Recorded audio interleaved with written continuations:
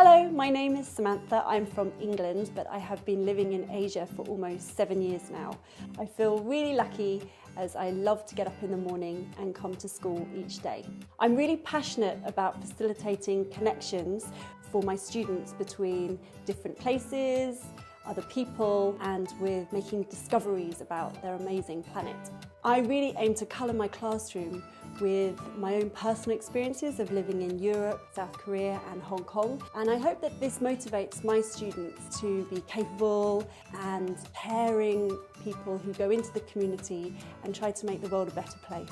My commitment to my students is to make a playful, interactive learning journey where they can learn through a variety of different activities, for example through plays or dance or making newsreels or even videos.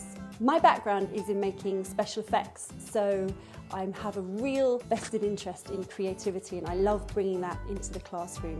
Visitors to my classroom will find it is a place of community-orientated values where students enjoy themselves and they feel free to take academic risks.